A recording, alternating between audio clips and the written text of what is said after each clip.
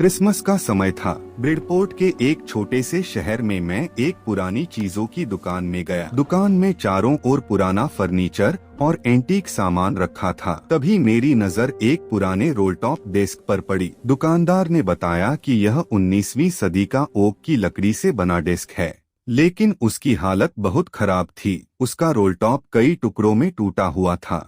एक पैर को अजीब तरीके से ठीक किया गया था और एक तरफ जलने के निशान भी थे। फिर भी मुझे वह डेस्क बहुत पसंद आ गया।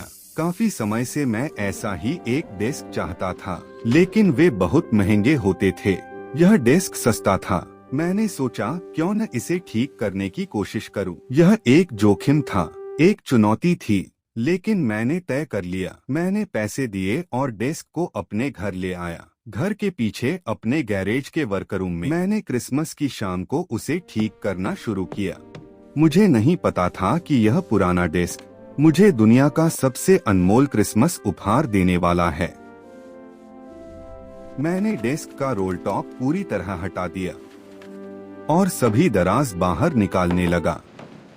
लकड़ी की ऊपरी परत कई जगह से उखड़ चुकी थी। लगता था जैसे पानी से बहुत नुकसान हुआ हो। एक तरफ आग के जलने के निशान भी थे। ऐसा लग रहा था जैसे इस डेस्क ने आग और पानी दोनों का दर्द सहा हो। आखिरी दराज बहुत कसकर फंसी हुई थी।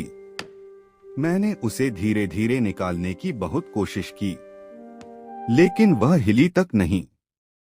आखिरकार मुझे थोड़ा जोर लगाना पड़ा। मैंने अपनी मुट्ठी से दराज को हल्का सा झटका दिया और अचानक दराज खुल गई। नीचे एक छोटा सा छिपा हुआ खांचा था, एक गुप्त दराज। उसके अंदर कुछ रखा हुआ था। मैंने हाथ अंदर डाला और एक छोटा काला टिन का डिब्बा निकाला। उसके ऊपर एक कागज चिपका हुआ था। कांपते हुए अक्षरों में लिखा था, जिनका आखिरी पत्र 25 जनवरी 1915 को प्राप्त हुआ। मेरे मरने पर इसे मेरे साथ दफनाया जाए। मैं जानता था कि मुझे यह डिब्बा नहीं खोलना चाहिए, लेकिन मेरी जिज्ञासा मुझ पर भारी पड़ गई। अक्सर ऐसा ही होता है। डिब्बे के अंदर एक पुराना लिफाफा था। उस पर लिखा था, Mrs gym McPherson, 12 copper beaches, Bridport, Dorset. मैंने सावधानी से वह पत्र निकाला और उसे धीरे धीरे खोल दिया। ऊपर पेंसिल से तारीख लिखी थी, 26 दिसंबर 1914।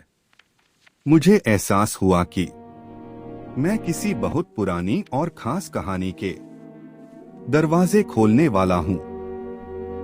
प्रिय कॉनी, आज मैं तुम्हें बहुत ही खुश मन से पत्र लिख रहा हूँ, क्योंकि आज यहाँ कुछ ऐसा हुआ है जिसे मैं तुरंत तुम्हें बताना चाहता हूं। कल सुबह, क्रिसमस की सुबह, हम सब अपनी अपनी खाइयों में खड़े थे। चारों तरफ शांति थी। ठंडी और साफ हवा चल रही थी। जमीन पर हल्की पाला जमी थी। वह सुबह उतनी ही सुंदर थी जितनी एक सच्ची क्रिसमस की सुबह होनी चाहिए।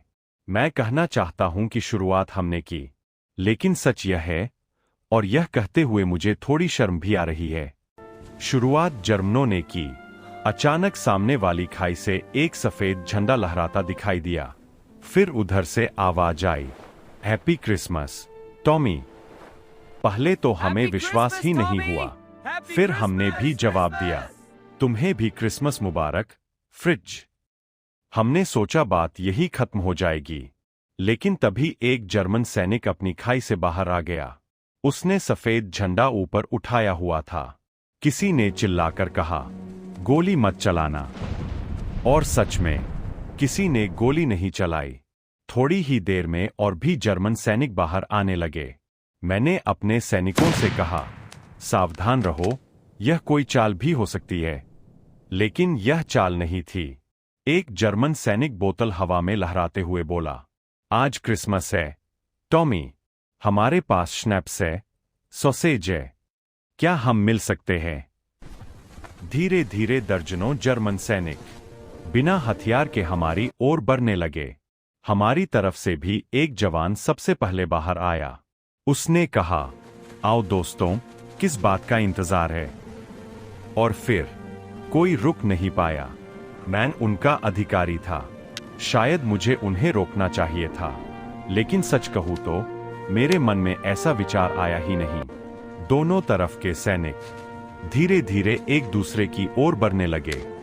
धूसर कोट और खाकी कोट बीच मैदान में मिल रहे थे। युद्ध के बीच हम शांति बना रहे थे।